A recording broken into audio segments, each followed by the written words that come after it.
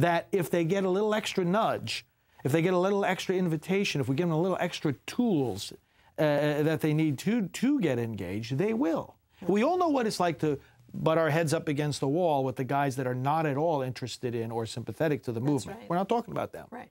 We're talking about those that are, and it's these tier 1 priests who will know, because these are priests they would be living with, working with. Again, they're sympathetic to the cause, but they're not yet fully engaged. We're going to train these priests how to engage their brother priests, and if we had every tier 1 priest engage 10 other priests for the pro-life cause, right. you know, in a very short time, we could really see a big difference. That's right. And, you know, we're planning, you know, like I said, Father, to have these monthly calls with them and seminars where we're going to bring experts on, especially like, you know, looking into next year. It'll be another key election year. Absolutely. And we're going to have people come on the call with them, just confidentially among priests, to help them realize, like, this is what you can preach by the law up to this point, what you can and can't say. I mean, the opportunities are just endless. And, of course, people like our good friend Mark Crutcher from LifeTalk, we'll have him on one month, on one of the calls, and other pro-life leaders like that, to bring to these priests' attention different aspects of the pro-life movement. I mean, it's just the opportunity. Another way of doing what we've been doing already, clergy seminars that we do all across the country.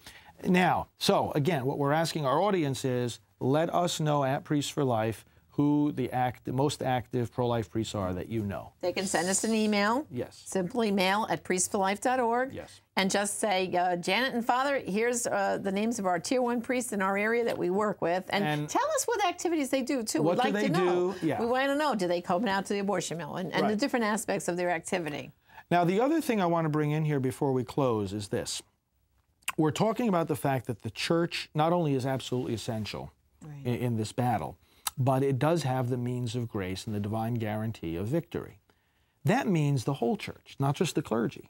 And very often the laity are carrying the ball when the clergy fall down on the job.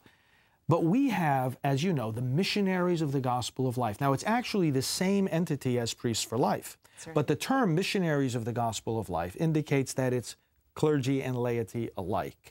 And what we do for the laity is we teach them the spirituality of pro-life. Pro-life is not just a hobby, an activity. It's a whole way of relating to Christ. It's a spirituality that is shaped by particular virtues. A joyful sorrow, for example. We weep over the deaths of the babies, and yet we rejoice that we're able to save them and that we have ultimately the victory in Christ. A radical solidarity. Solidarity with whom? Well, with the child, but also with the women. Yes, with the women, before and after abortion. So these are just some of the characteristics, some of the virtues, serene confidence, a strong courage, a readiness for public witness.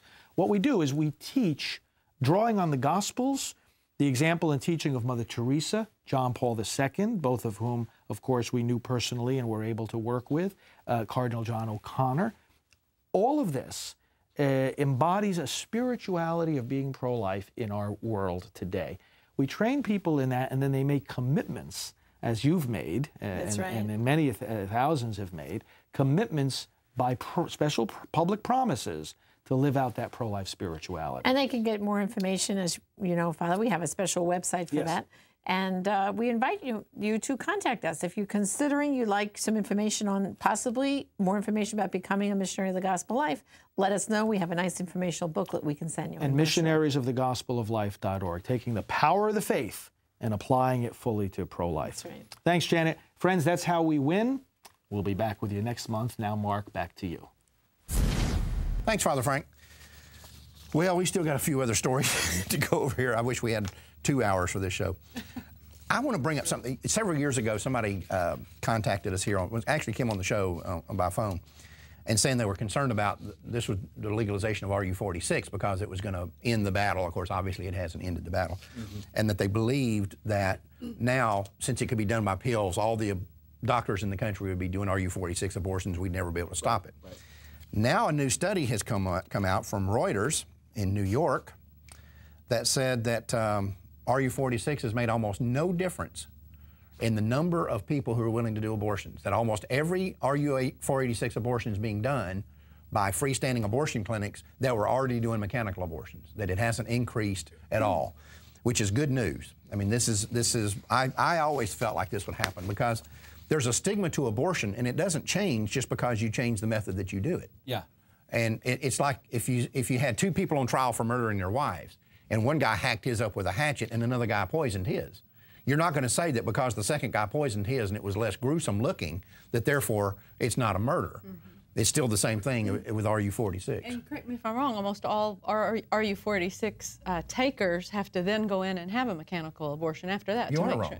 Am I wrong? There's a certain number of them will. Here's what we're finding. But that's a very relatively small percentage. You know, we're working on this special project, and I can't talk a lot about it right now, but one thing that we're finding is that these standalone abortion clinics that are dispensing RU-46 either have to be very close to or already providing a surgical abortion. Right. Because it fails. And if a woman fails to deliver a dead baby through the RU-46, there's serious complications, not the least of which is sepsis and death. Can be, right. And so they have to have an abortion afterwards.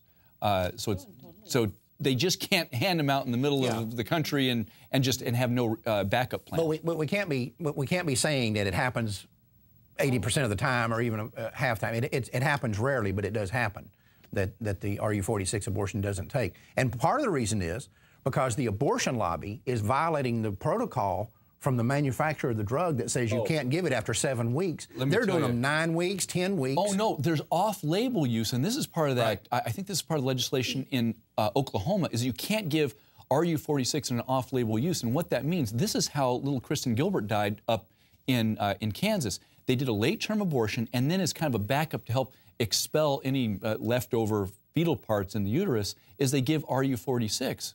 And if that is compounded, the problems are compounded if there's a perforation of the uterus like what she had, and so it develops this extreme sepsis.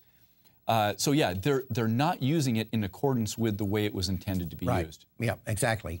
And so that's one of the reasons that you see they're giving it to a girl when the manufacturer of the drug says, don't give it after 7 weeks. 63 days is what they're saying, or no, whatever it is. After 7 weeks, don't give this drug, and they're giving it up to 9 weeks, and now we've heard some rumors up to 10 weeks.